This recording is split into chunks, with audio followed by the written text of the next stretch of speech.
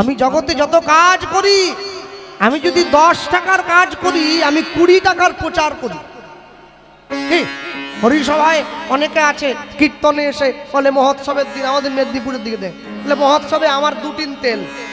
মেদিনীপুরের দিকে মহোৎসবে অনেক লোক প্রসাদ পায় জানেন, 20-30 হাজার করে। এখন ভিক্ষাটা দরকার। এক বাবু এসে বলছে আমার 2 তেল লেখ। এই যতবার কীর্তন হবে প্রত্যেক আধ ঘন্টা অন্তর কীর্তন থামিয়ে দিয়ে আমার নামটা বলবি, প্রচার করতেছে। মানুষ একভাবে বসে কীর্তন শুনতেছে, যে আবার প্রচার করে সে মাইক নিয়ে বসে আছে, মাইক ম্যানের কাছে হরে কৃষ্ণ কীর্তন নিয়ে তাকাচ্ছে। কিছু করার নেই তো, থামিয়ে দিয়েছে। সে বলতেছে আমাদের আসরে বিমল মণ্ডল, এই জায়গা নাই তো, বেঁধে গেল নাকি? তাহলে মুশকিল আবার। হ্যাঁ, আমাদের আসরে বিমল মণ্ডল বাহাদুরপুর গ্রাম নিবাসী মহোৎসবের দিন ভক্ত সেবার জন্য 2 তেল দান করলো। হরিধ্বনি হরিধ্বনি হরিধ্বনি বলে দিল। আবার গান চলছে, মানুষ একভাবে শুনছে। আরেকবার, ও তো দাতা নয়, ও বিজ্ঞাপন দাতা। আরে লোক দেখিয়ে যে দান করে সে দাতা হয় নাকি? লোক দেখিয়ে যে দান করে ওকে বলে বিজ্ঞাপন দাতা, কাউকে না জানিয়ে যে দান করে সেই হচ্ছে দাতা। ডান হাতটা দেবে, বাঁ হাত যেন জানতে না পারে যে দিয়ে দিচ্ছে। প্রভু সব সময়ের জন্য জানবে, জগতে যাই কিছু করো না কেন, তুমি কোনোদিনের জন্য ঈশ্বর সেবার জন্য যা নিয়োগ করছো, একবার নিজেকে তার চরণে দিয়ে দেখো। নিজেকে যদি তার চরণে দিয়ে দেখতে পারো, তাহলে তুমি দেখবে তোমার জীবনের সকল কিছু কত সুন্দরভাবে বৈষ্ণব মহাজন সেইটাই ব্যক্ত করছে। কি লিখলেন তাকিয়ে দেখুন, গৌর প্রেম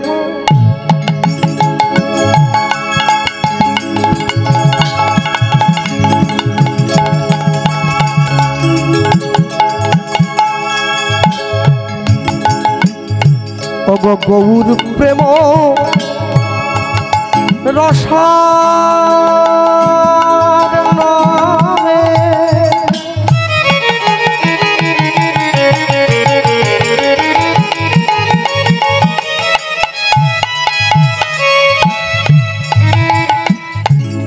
যেবা ডুবে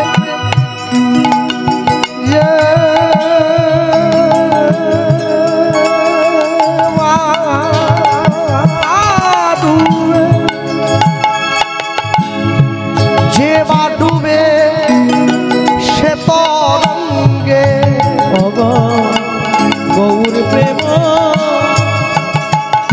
রাজা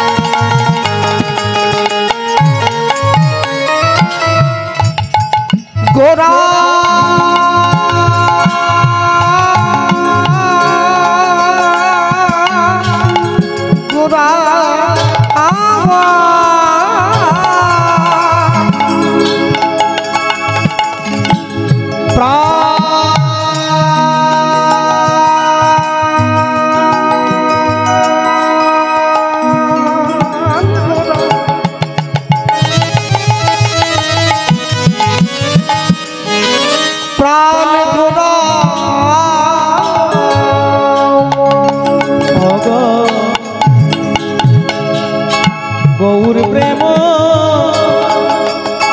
রাজা নামে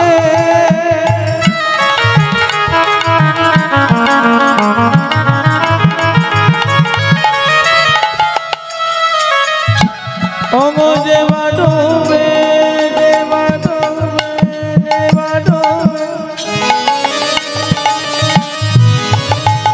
সে তো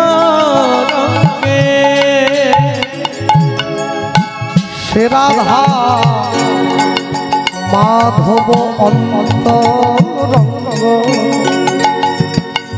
সে রাধা মাধব অন্তরঙ্গ ওগো সে রাধা মাধব অন্তরঙ্গ সে রাধা মাধব অন্তরঙ্গ তোমরা গৃহে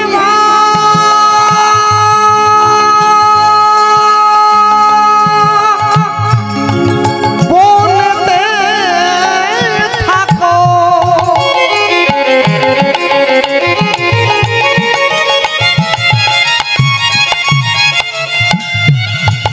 শুধু হা গৌরাঙ্গ হা গৌরাঙ্গ বলে রাখো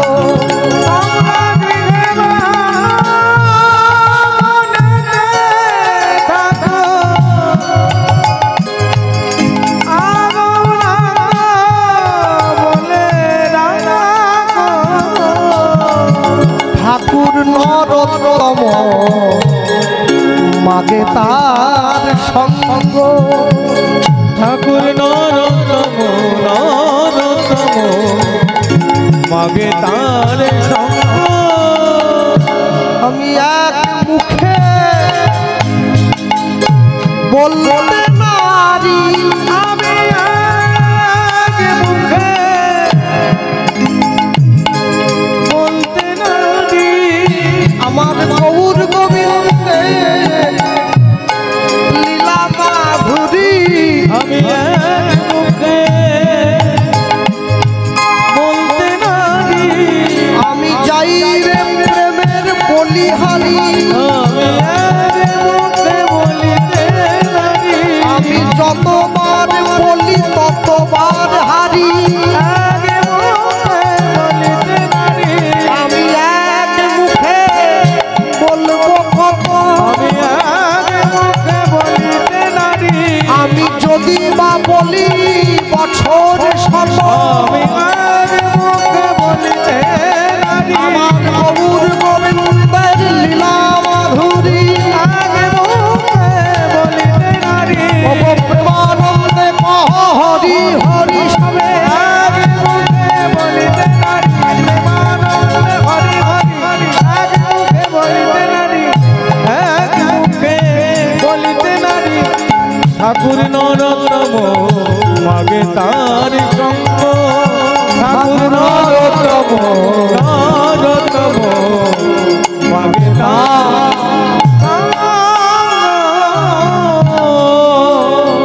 গৌর প্রেম রসার নবে যেবা ডুবে সে তরঙ্গে সে রাধা মাধব অন্তরঙ্গ গৃহে বা বলেতে থাকো হা গৌরাঙ্গ বলে ডাকো নরোত্তম মাগে তার সঙ্গ ঠাকুর নরতম নরতম মাগে তার সঙ্গ ছোট্ট করে আমরা গৌরচন্দ্রিকা শুনে নিলাম। লীলা মাধুর্যের মধ্যে প্রবেশের পূর্বে বলতে গিয়ে বলবো, দেখবেন যখন আমরা কীর্তন করি, যে যে কমিটি বা যে যে গ্রামে কীর্তন হয়, হরিনাম সংকীর্তনের কিছু কিছু পদ আছে যেগুলো না গাইলে কীর্তন সম্পূর্ণ হয় না। কোনো কমিটির অনুষ্ঠানের বাজেট যদি 50 লক্ষ টাকাও হয়, তাকে ওই পদটা গাইতে হয়। ওটা না গাইলে কীর্তন সম্পূর্ণ হবে না একদম। ওই দেখবেন কমিটির ছেলেরা লাস্টে যখন হরিনামে দধি ভাণ্ড লুট হয়ে গেল, সবাই যখন ঘরে যাবে বাতাসা লুট দেয় না, হরিহরায় নম কৃষ্ণ যাদবায় নম, এ পদ গাইতেই হবে। ও কোটি টাকা বাজেট থাকলেও এ পদ না গাইলে কীর্তন সম্পূর্ণ হয় না। এই যে পদটা, এই পদের উপরে দেখবেন লেখা আছে, এই পদের একটা নাম আছে, নামের জায়গায় লেখা আছে নাম সংকীর্তন পূর্ণ। মানে এটির গাইলে সংকীর্তন সম্পূর্ণ হলো। এই পদে একটি বিশেষ পংক্তির ব্যবহার করা হয়েছে। বৈষ্ণব জগতে 6 জন বৈষ্ণবের নাম বলা হয়েছে এই জায়গাতে, এই পদে। কি আছে দেখুন, জয়রূপ সনাতন ভট্ট রঘুনাথ, ভট্ট রঘুনাথ, শ্রীজীব গোপাল ভট্ট দাস রঘুনাথ, দাস রঘুনাথ, এই 6 গোসাইয়ের করি চরণ বন্দন, চরণ বন্দন, যা হইতে বিঘ্ন নাশ অভীষ্ট পূরণ, অভীষ্ট পূরণ। এই 6 গোসাই যাবে ব্রজে কইলেন, ব্রজে কইলেন ব্রজে রাধা কৃষ্ণের নিত্য লীলা ভুবনে প্রকাশ, নিত্য লীলা ভুবনে প্রকাশ। আছে এটা গাইতে হয়। এই যে 6 জন বৈষ্ণবের নাম বলা হলো, এই 6 জন বৈষ্ণব ছাড়াও বৈষ্ণব জগতে মোট 4 জন বৈষ্ণব রয়েছে যাদের শিরোপা আজ পর্যন্ত কেউ ভাঙতে পারে না। 4 জন বৈষ্ণব কে কে? নামে ঠাকুর হরিদাস, হরিদাস, প্রথম। প্রণামে রঘুনাথ দাস, রঘুনাথ দাস, আচার্য শ্রী রামানন্দ, রামানন্দ, নাম প্রচারে শ্রীপাদ নিত্যানন্দ, নিত্যানন্দ। প্রথম নামে ঠাকুর হরিদাস। হরিদাস ঠাকুরের মতো এত হরিনাম আজ পর্যন্ত কোনো বৈষ্ণব করতে পারে না। কেন? দিবানিশি প্রত্যেক দিন 3 লক্ষ করে নাম গাইতো যে সাধু, মাসে ৩৩-এ ৯০ লক্ষ, 1 কোটি নাম গায়। এইরকম বৈষ্ণব আজ পর্যন্ত বৈষ্ণব জগতে আর দ্বিতীয় কেউ হয় নাই। 2 প্রণামে রঘুনাথ দাস। রঘুনাথ দাস গোস্বামীর মতো করে প্রণাম আজ পর্যন্ত কোনো বৈষ্ণব করতে পারে নাই। বৃন্দাবনে রাধাকুণ্ডের পাড়ে প্রত্যেক দিন 1000 বৈষ্ণবকে মাথা ঠুকিয়ে প্রণাম করতেন। শেষ জীবনে কপালের মাঝখানটায় গর্ত হয়ে গিয়েছিল মাথা ঠুকতে ঠুকতে। এত প্রণাম আজ পর্যন্ত কোনো বৈষ্ণব করতে পারেনি। 3 আচার্য শ্রী রামানন্দ। রামানন্দ রায়ের মতো করে গৌর ভক্তির আচরণ কোনো বৈষ্ণব করতে পারেনি। যদি বলেন কেন? আসতে যারা বাড়িতে ফুলের গাছ লাগান, যাদের বাড়িতে বাগান করবার শখ আছে, রাত্রিবেলা গোলাপ ফুলটা কুঁড়ি হয়ে ফুটেছে, সকালবেলা দরজা খুলে দেখলাম ওটা ফুল হয়েছে। আমি কুঁড়িটা দেখলাম, ফুলটা দেখলাম, কেমন করে কুঁড়ির থেকে একটু একটু করে ফুল হয়ে যাচ্ছে, আমরা এটাকে দেখেছি। রাধা কৃষ্ণ মিলিত তনু আমরা গৌরাঙ্গ মহাপ্রভু আমরা সবাই দেখলাম, কিন্তু রাধা কৃষ্ণ কেমন করে একটু একটু করে মিলে গৌর হয়ে যাচ্ছে এটা আমরা কে দেখেছি? কেউ দেখি নাই। রায় রামানন্দ দেখেছে গোদাবরী গঙ্গার তীরে। তবে প্রভু হাসি তারে দেখাইলা স্বরূপ, রসরাজ মহাভাব দুহু এক রূপ। হ্যাঁ, আর শেষে গিয়ে বললেন হরিনাম প্রচারে শ্রীপাদ নিত্যানন্দ। নিতাই চাঁদের মতো করে হরিনাম প্রচার বৈষ্ণব জগতে কেউ করতে পারে নাই। মার খেয়ে পর্যন্ত রক্ত গড়িয়ে পড়ছে, তারপরেও বলছে তোরা মানলি মা, একবার কৃষ্ণ বল। এর পিছনেও ইতিহাস অনেক বড়। জগাই মাধাইকে যখন নাম দিতে নিতাই চাঁদ গিয়েছিল, জগাই কিন্তু মারেনি, মেরেছিল মাধাই। নিতাই চাঁদের কপালটা ফাটিয়ে দিয়েছে মদের কলসি দিয়ে মেরে।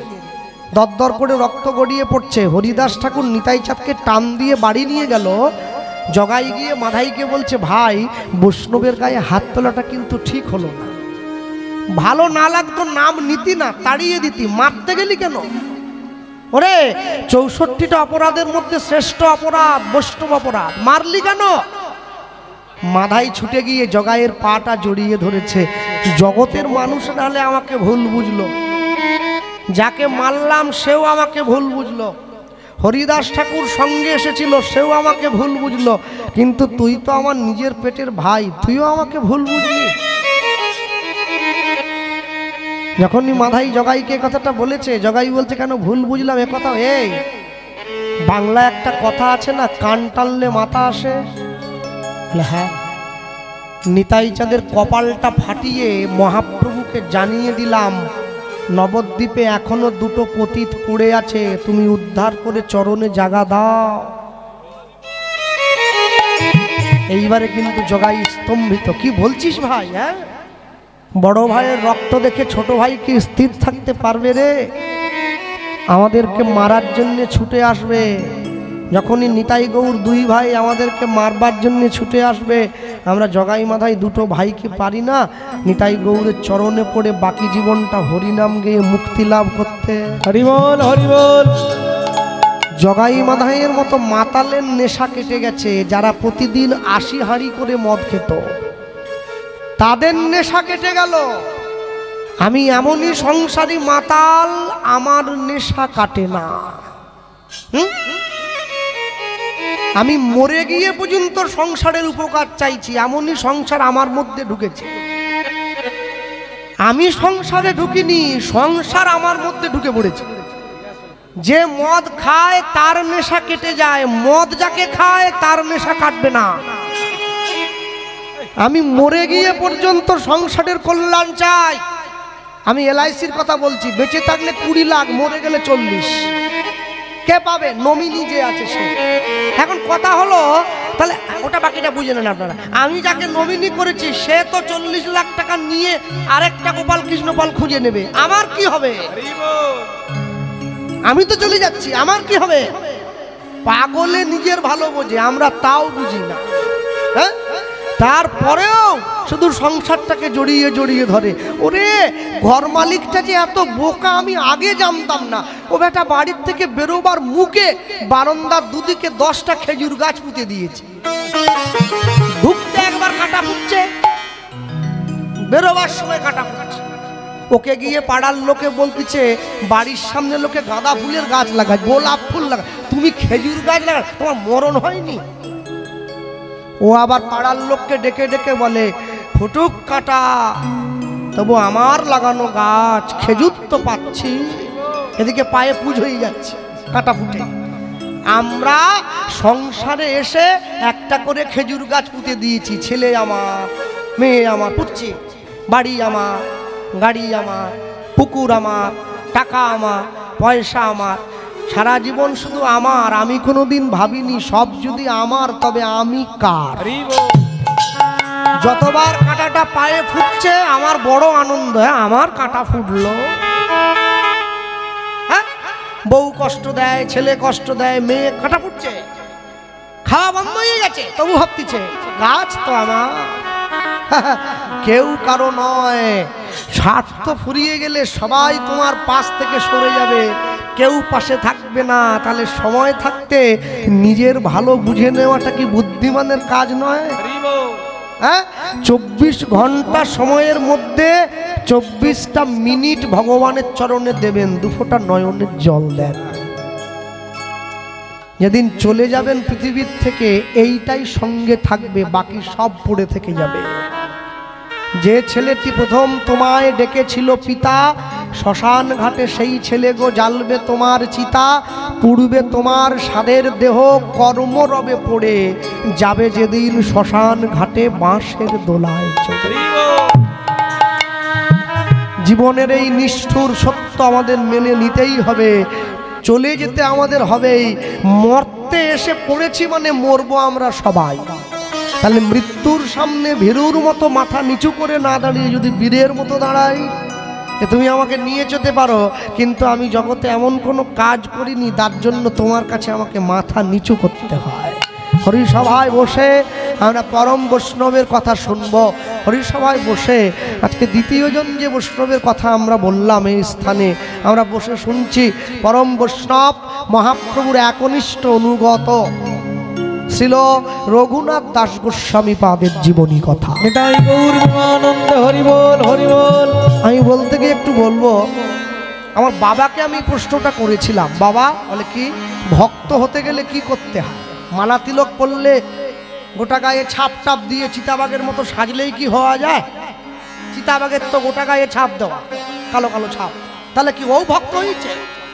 আমার বাবা বলেন না, ও করলে ভক্ত হওয়া যায় না। তা কি করলে হওয়া যায়? বাবা বলতেন ভক্ত হতে গেলে আগে ভদ্র হয়ে যেতে হয়। তাহলে ভদ্র হতে গেলে কি করতে হবে? ভালো বুট পরতে হবে, ভালো প্যান্ট, ভালো জামা, ভালো ঘড়ি, ভালো বাড়ি, ভালো নারী, ভালো খাওয়া, সব ভালো। বলে না, এটা ভদ্রতার লক্ষণ না। তাহলে কোনটা?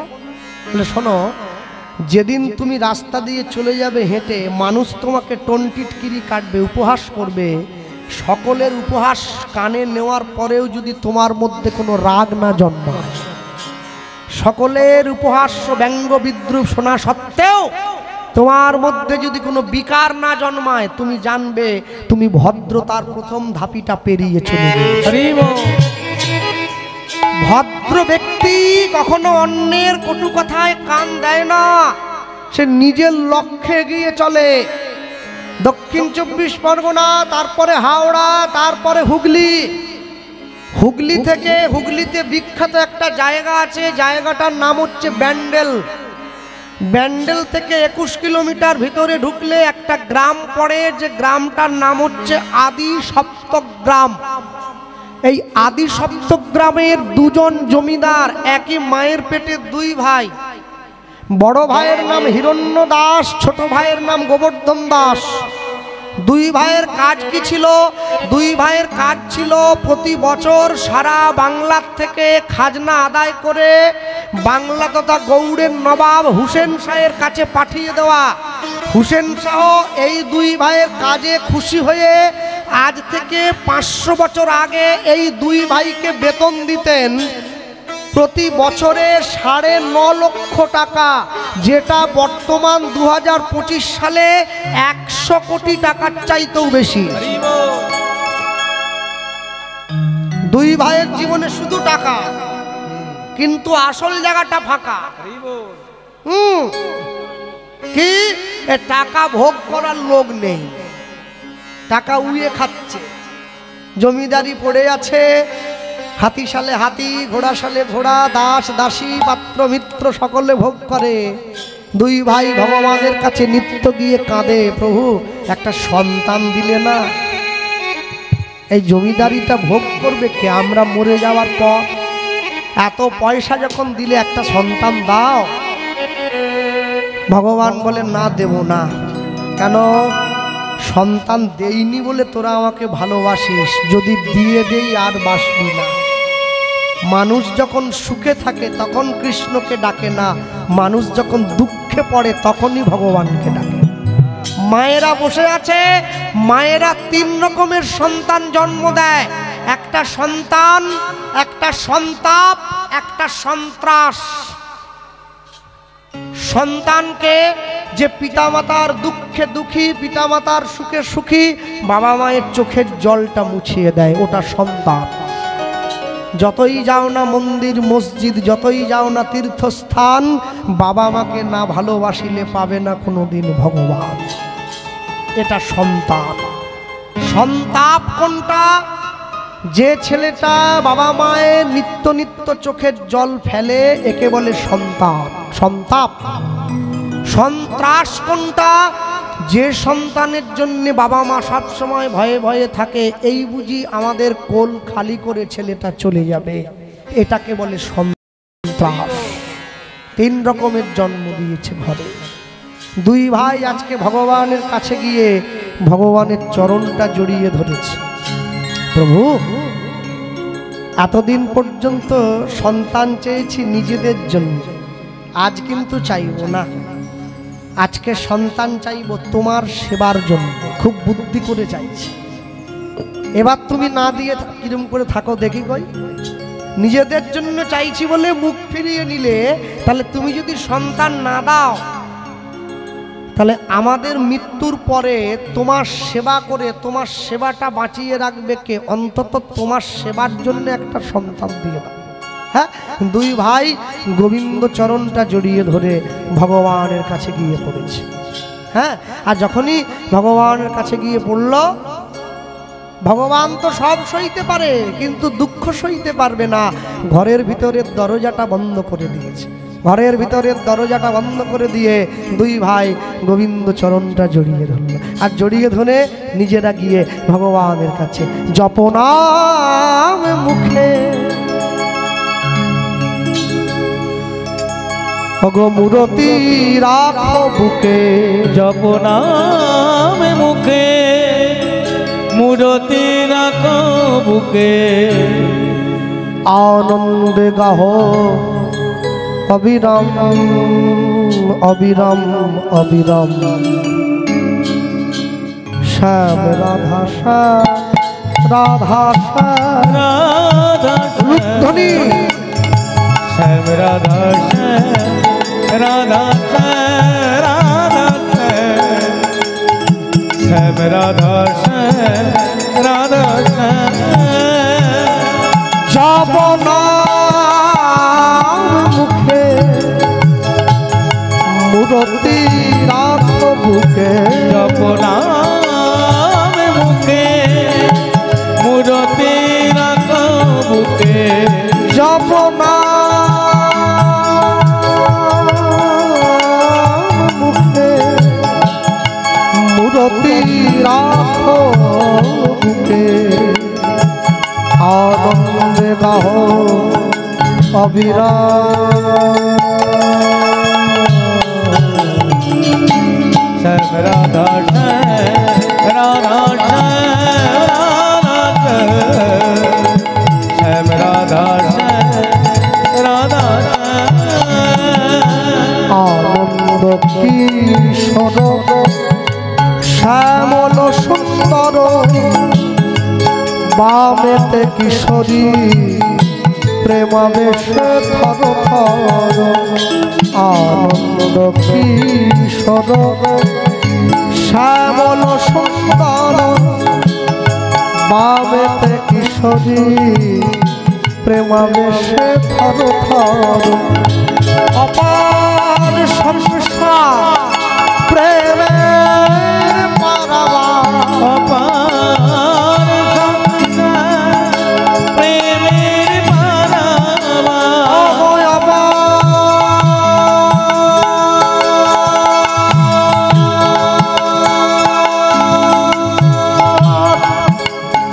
সংসার প্রেমের পারাবার, অপার সংসার প্রেমের পারাবার, গৃহ হবে ব্রজধাম, শ্যাম রাধা শ্যাম রাধা শ্যাম রাধা শ্যাম রাধা শ্যাম রাধা শ্যাম রাধা শ্যাম, নাম জপে যাবে গোলক ধামে, শোক তাপ হবে দূর এই হরি নামে, নাম জপে যাবে গোলক ধামে, সুখ লাভ হবে শ্রী হরি নামে, নাম জপে যাবে গোলক ধাম, দুঃখ তাপ হবে দূর এই হরি নামে, নামে জপে যাবে গোলক ধামে, সুখ লাভ হবে শ্রী হরি নামে, সাধন সিদ্ধি হবে পূর্ণ হবে মনস্কার, সাধন সিদ্ধি হবে পূর্ণ হবে মনস্কার, আমাদের সাধন সিদ্ধি হবে পূর্ণ হবে মনস্কার, সাধন সিদ্ধি হবে পূর্ণ হবে মনস্কার, গৃহ হবে ব্রজধাম,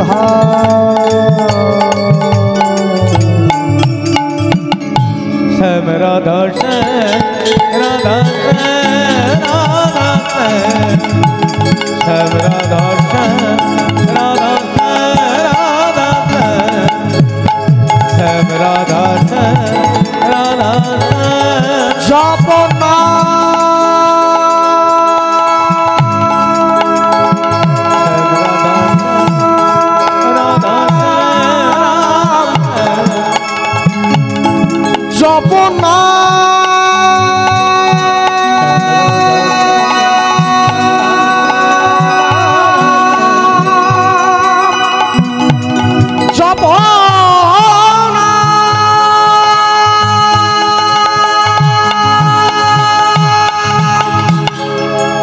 জপনাম মুখে মুরতি রাখো বুকে, জপনাম মুখে মুরতি রাখো বুকে, জপনাম মুখে মুরতি রাখো বুকে, জপনাম মুখে মুরতি রাখো বুকে, আনন্দ রহ অবিরাম।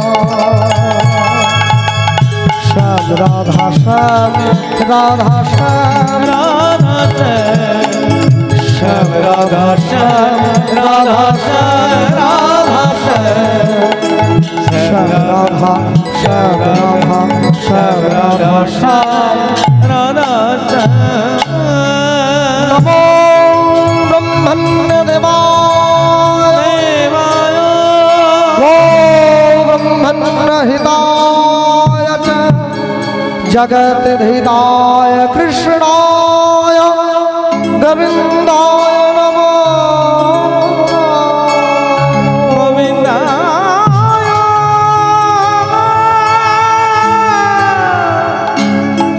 নমো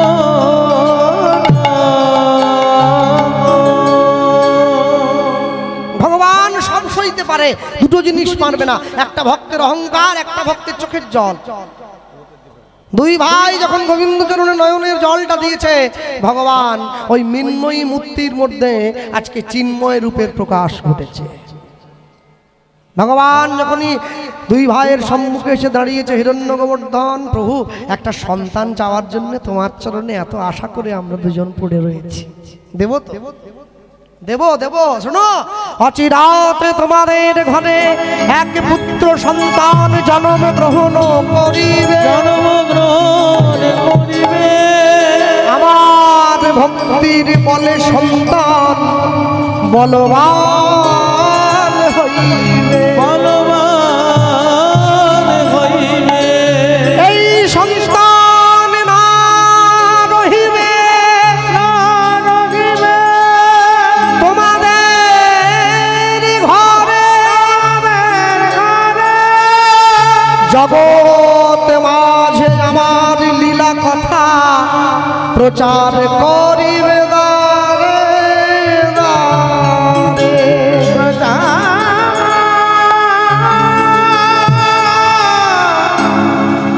করিবে রে।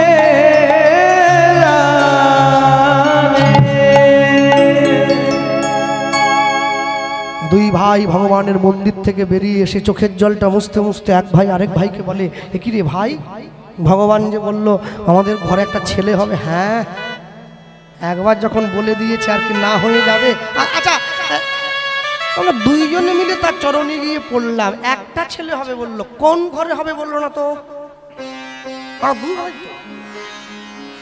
বড় ভাই সঙ্গে সঙ্গে ছোট ভাইকে বলছে, শোন, যার ঘরেই ছেলেটা হোক আরেক ভাইয়ের সম্পত্তি ওই ছেলেটাই পাবে, আর বিনিময়ে খাতায় কলমে ওই যে ভাই আমাদের মধ্যে বাবা হব, আরেক ভাই যে বার্ত থেকে যাবে না, ওকে বাবা বলে ডাকবার অধিকারটাও পাবে। তাই কিন্তু ভগবান যে বলল ছেলেটা নাকি ভক্ত হয়ে বেরিয়ে চলে যাবে, ঘরে থাকবে না, সঙ্গে সঙ্গে দুই ভাই মিলে যুক্তি করছে ছেলেটা বেরিয়ে যাবে, ছেলেটা হতে দে একবার, শুধু আমরা মন্দিরই ভেঙে দেবো, না থাকবে বাস, না বাজবে বাঁশি। ছেলে যদি একবার এসে যায় আর ভগবানের চিহ্ন রাখবো না, একবার নিশ্চিহ্ন করে দেবো। শুধু তাই নয়, এই রাজ্যে আমাদের এই জমিদারিতে যদি কেউ ভগবানের নাম গায় তাকে মৃত্যুদণ্ড দিয়ে দেবো। কিরকম করে ভগবানের ভক্ত হওয়াচ্ছে। ছোট ভাই গোবর্ধন দাসের স্ত্রীর কোনো সন্তান হয় নাই, বড় ভাই গোবর্ধন দাসের স্ত্রীর কুল আলো করে একটা পুত্র সন্তানের জন্ম হয়েছিল। ছোট ভাই ছুটে এসেছে, তাহলে আমার সম্পত্তির অধিকারটা তুই নে, তোর ছেলেকে দিবি, বিনিময়ে খাতায় কলমে ওর বাবা হওয়ার অধিকারটা একটু দে। হ্যাঁ দেবো তো, কথা দিয়েছি তো। আজ থেকে আমাদের ছেলে তার বাবার নাম হবে দুই ভাইয়ের নাম মিলিয়ে হিরণ্য গোবর্ধন দাস। রাজ্যের প্রজারা ছুটে এসছে, জমিদার মশাই রামচন্দ্র যেমন করে নিজেদের রাজ্যের প্রজাদেরকে পালন করতেন, আপনার ছেলে সেইভাবে আমাদের সকলের দেখাশোনা করবে, সকলকে রক্ষা করবে। ছেলেটার নাম দেন রঘুনাথ। নাম দিয়েছে, ছেলে বড় হয়েছে। আগেকার দিনে নিয়ম ছিল কি, ছেলে মেয়েরা বড় হলে গুরুদেবের আশ্রমে থেকে লেখাপড়া করতে হয়। জীবনের 4টি ধাপ শিখতে হতো, ব্রহ্মচর্য, গারস্থ, বানপ্রস্থ, সন্ন্যাস। এই পুরো পদ্ধতিটা যেখানে থেকে শিখতে হতো, এই পদ্ধতিটাকে বলা হতো গুরুকুল। রঘুনাথ দাসের গুরুদেব কে হবে? রঘুনাথ দাসের গুরুদেব হুগলি জেলার চাঁদপুরে বলরাম আচার্য প্রভু রঘুনাথ দাসের গুরুদেব। সোনার পালকিতে করে রঘুনাথ দাসকে বসিয়ে বাবা জ্যাঠা মিলে নিয়ে যাচ্ছে গুরুদেবের কাছে। গুরুদেব দাঁড়িয়ে আছে, আমার শিষ্য আসছে আজকে আমার কাছে। রঘুনাথ দাস পালকি থেকে নামলো, পালকি থেকে নেমে সোজা গিয়ে গুরুদেবের চরণটা জড়িয়ে ধরেছে, গুরুদেবকে প্রণাম করছে। গুরুদেব আমি এসেছি। একই রঘুনাথ, কি করছো তুমি? আগে একটা প্রণাম করে নি, তারপরে সব কথা। রঘুনাথ দাস গিয়ে গুরুদেবের চরণে হাত দিয়ে প্রণাম করছে, গুরুদেবের চরণটা জড়িয়ে ধরল। বলি জয় জয় শ্রী গুরু, গুরু আমার প্রেম কল্পতরু। জয় জয় শ্রী গুরু, গুরু আমার প্রেম কল্পতরু। জয় জয় শ্রী গুরু, গুরু আমার প্রেম কল্পতরু। জয় জয় শ্রী গুরু, গুরু আমার প্রেম কল্পতরু। বড় অদ্ভুত, বড় অদ্ভুত, বড় অদ্ভুত যাক পরনাশ। বড় অদ্ভুত যাক পরনাশ। বড় অদ্ভুত যাক পরনাশ। আমার হিয়া জ্ঞান অগতি মির বড় জ্ঞান।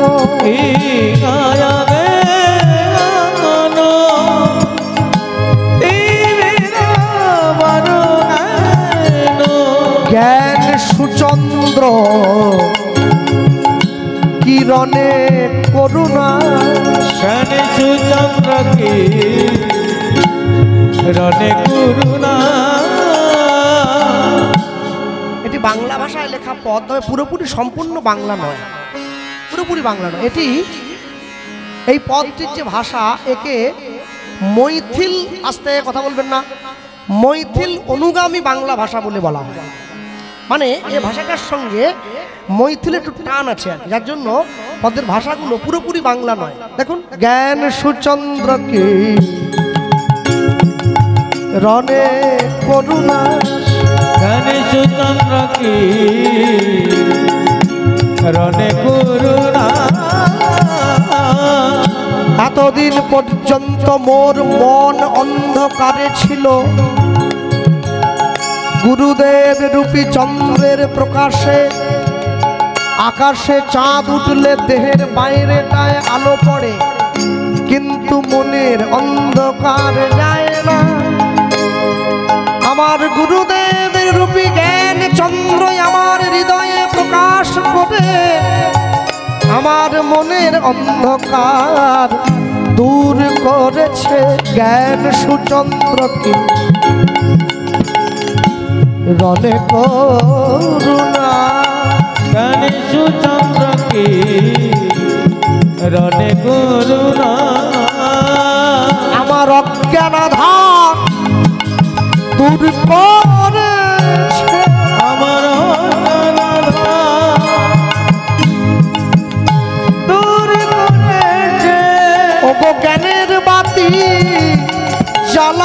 দিয়ে আমার দূর করেছে আমার পরম দয়াল শ্রী গুরুদেব আমার দূর করেছে আমি নিলাম নিলাম শরণ নিলাম দূর করেছে আমার গুরুদেবের চরণে আশ্রয় নিলাম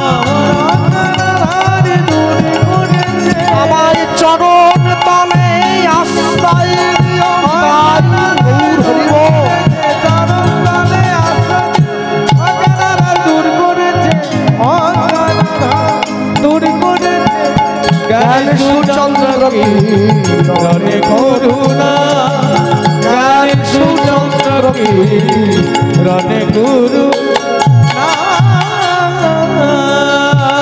গুরু ব্রহ্মা গুরু বিষ্ণু গুরু বিষ্ণু গুরুদেব মহেশ্বর মহেশ্বর গুরুরেব পরম ব্রহ্ম পরম ব্রহ্ম তস্मै শ্রী গুরবে নমো তস্मै শ্রী গুরবে নমঃ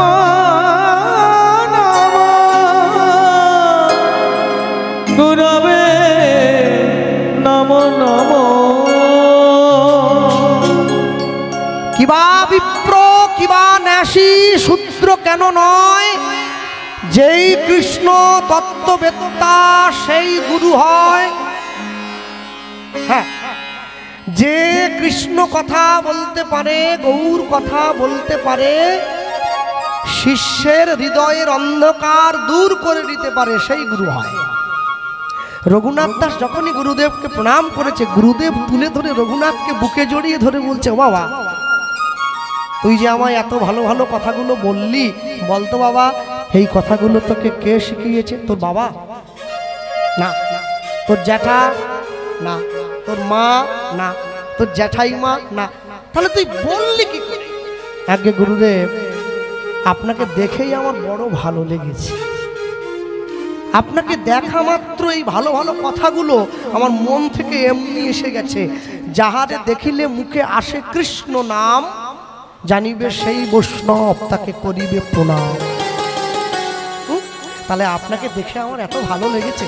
তা বাবা তুমি কি আমার আশ্রমে থাকবে? আগে হ্যাঁ, কিন্তু তোমার তো জমিদার বাড়ি নয়, এটা তো গুরুকুল, এখানে থাকতে গেলে তো কাজ করতে হবে। তা রঘুনাথ তুমি কি কাজ করবে? কেন গুরুদেব? গোবিন্দের জন্য মালা গাঁথবো, গোবিন্দের জন্য ফুল তুলবো, ভগবান মন্দিরটা পরিষ্কার করব, ভগবানকে চন্দন দিয়ে সাজাবো। কি আহা, গুরুদেব দেখছে ছেলেটার অন্তরটা সব কাজে ভগবানের দিকে টেনে নিয়ে যাচ্ছে, কেন একে একটু তালিম দিতে হবে। হ্যাঁ, তালিম দিতে হয়। কোটি কোটি জন্মের যদি থাকে সুকৃতি সংস্কার, তবে তার ভাগ্যে হয় বৈষ্ণব আচার। ওই যে মায়েরা বসে আছেন, চাইলে চোর জন্ম দেওয়া যায়, চাইলে চিটিংবাজের জন্ম দেওয়া যায়, চাইলে সাধুগুরু ভক্তের জন্ম দেওয়া যায় না। এর জন্য অনেক উন্নত জমির প্রয়োজন হয়। সব জমিতে সব ফসল ফলে কি? ফলবে না। রঘুনাথ দাসকে গুরুদেবের আশ্রমে রেখে দিয়ে বাবা জ্যাঠা দুইজন ঘরে ফিরে এসছে। আর বাবা জ্যাঠা দুইজন যে ঘরে ফিরে এসছে, একদিনকে সেই গুরুদেবের আশ্রমে কে আসছে? নামাচার্য ছিল ঠাকুর হরিদাস। হরিদাস ঠাকুর এসেছে। সকল আশ্রমের ছাত্ররা হরিদাস ঠাকুরের সামনে গিয়ে বসেছে। আর সবাই যে হরিদাস ঠাকুরের সামনে গিয়ে বসলো, হরিদাস ঠাকুরের কাছে গিয়ে বসা মাত্র হরিদাস ঠাকুরের একদম সম্মুখে রঘুনাথ দাস বসেছে।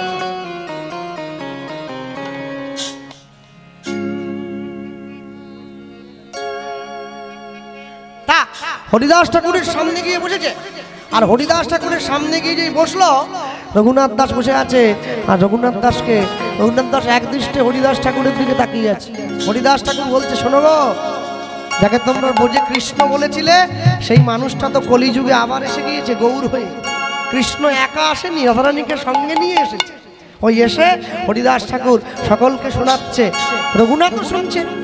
কি এসেছে ব্রজের বাঁকা, এসেছে ব্রজের মাকা, কালো সখা কালো সখা, আয় তোরা দেখবি আয় দেখবি আয়, তোদের এই সোনার নদী আয়।